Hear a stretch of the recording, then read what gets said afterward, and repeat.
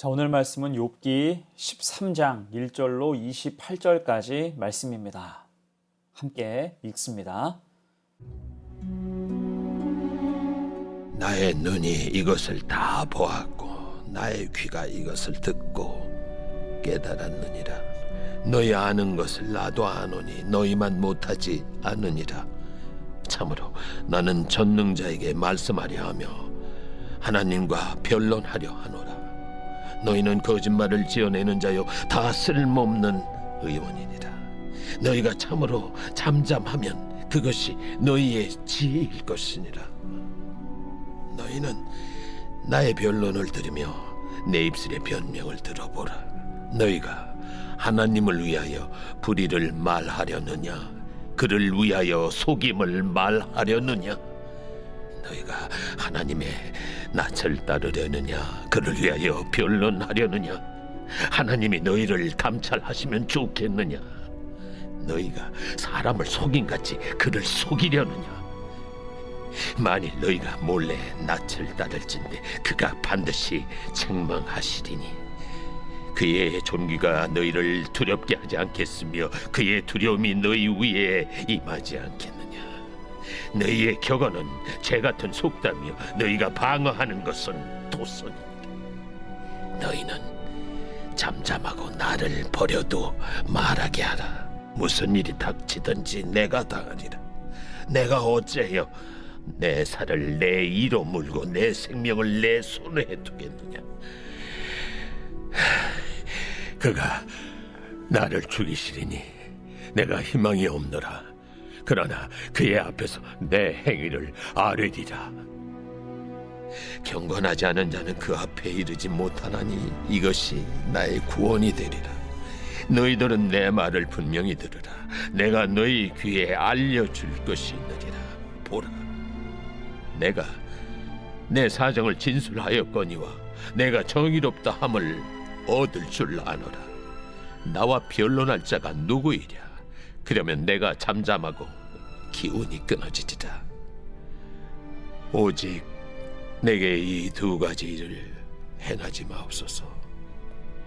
그리하시면 내가 주의 얼굴을 피하여 숨지 아니하오리니 곧 주의 손을 내게 대지 마시오며 주의 위엄으로 나를 두렵게 하지 마실 것이니이다.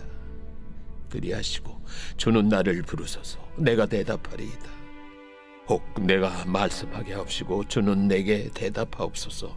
나의 죄악이 얼마나 많으니까 나의 허물과 죄를 내게 알게 하옵소서. 주께서 어찌하여 얼굴을 가리시고 나를 주의 원수로 여기시나이까? 주께서 어찌하여 날리는 낙엽을 놀라게 하시며 마른 건물을 뒤쫓으시나이까? 주께서 나를 대적하사 괴로운 일들을 기록하시며 내가 젊었을 때 지은 죄를 내가 받게 하시오며 내 발을 착고에 채우시며 나의 모든 길을 살피사 내 발자취를 점검하시나이다.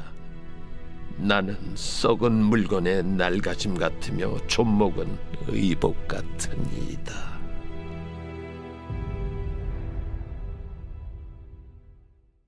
하나님을 의지할 때라는 제목으로 말씀 전하겠습니다.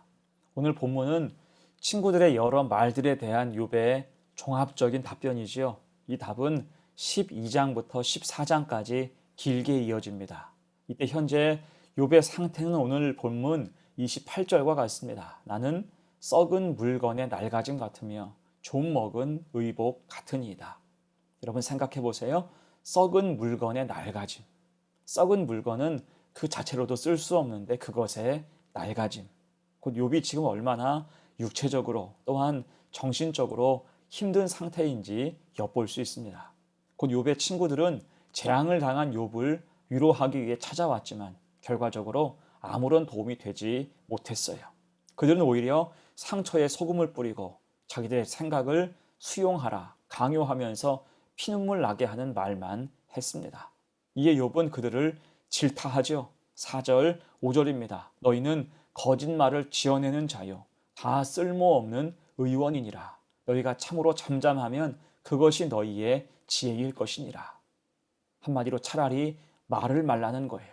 사실 욥은 그들 친구들 못지않은 종교적인 지식을 지니고 있었지만 현재 그가 처한 상황은 그가 가진 지식 너머에 있었어요. 욥은 자신이 당하고 있는 고통의 이유를 알 길이 없어서 너무 힘들고 막막했습니다. 하지만 그런 그를 위로하겠다고 찾아온 친구들은 위로는커녕 정죄와 훈계만 늘어놓았지요. 그들의 그런 행동은 지금 힘든 욥을 더 힘들게 할 뿐이었습니다. 이에 욥은 그런 엄한 소리를 하려거든 제발 조용히 침묵해 달라라고 소리치는 거지요. 또한 7절에서는 이렇게 말합니다. 너희가 하나님을 위하여 불의를 말하려느냐? 그를 위하여 속임을 말하려느냐? 이 부분을 세번역 성경으로 보면 이렇게 말씀합니다. 너희는 왜 허튼 소리를 하느냐? 너희는 하나님을 위한다는 것을 빌미 삼아 알맹이도 없는 말을 하느냐? 그 친구들의 그 많은 말이 욥에게는 허튼 소리, 알맹이 없는 말처럼 들린다는 것입니다. 여러분, 그래서 고난 중에 있는 사람에게 필요한 가장 기본적이고 중요한 태도는 로마서 12장 15절 말씀이죠. 즐거워하는 자들과 함께 즐거워하고 우는 자들과 함께 울라. 아멘. 사랑과 존중이 있어야 한다는 것입니다. 사실 우리는 말을 통해서 가장 크게 위로할 수 있다는 고정된 관념을 가지고 있어요. 그렇기에 제한된 지식과 경험에도 불구하고 자꾸 말로 무언가를 담아내서 전달하려고 합니다. 하지만 때에 적절하지 못한 말, 상대를 존중하지 않는 말은 오히려 오늘 본문 통해서 볼 수 있는 것처럼 아파하고 있는 상대를 더욱 아프게 하며 지치게 할 수 있다는 거예요. 이땐 오히려 침묵하며 묵묵히 곁을 지켜주는 것, 함께 울어주는 것이 때로는 최상의 위로가 될 수 있습니다. 하지만 친구들은 그런 생각을 전혀 하지 않는 거죠. 대신 비수처럼 상처가 되는 이빠른 말만 쏟아놨습니다. 그러니 인격적으로 서로 신뢰하며 깊어질 수 없는 거죠. 상대방을 존중하지 않고 이해하고 수용하려고 하지 않으며 내 생각만 강요하니 그 관계는 어긋날 수밖에 없는 것입니다. 이에 욥이 13절에서 말해요. 너희는 잠잠하고 나를 버려두어 말하게 하라. 무슨 일이 닥치든지 내가 당하리라. 이 말은 일종의 비명과 같습니다. 그만하고 가라는 거예요. 그러면서 이제 욥은 친구들이 아니라 하나님을 바라봅니다. 친구들의 정죄에 대해 자신의 정당함과 무죄함을 주장하다가 하나님께 이제 간절히 기도하는 거죠. 20절, 21절입니다. 오직 내게 이 두 가지 일을 행하지 마옵소서. 그리하시면 내가 주의 얼굴을 피하여 숨지 아니하오리니 곧 주의 손을 내게 대지 마시오며 주의 위엄으로 나를 두렵게 하지 마실 것이니이다. 아멘. 여러분, 이렇게 하나님께 기도하는 것은 욥에게 어쩔 수 없는 선택이었고 너무나 다행스러운 행동이었어요.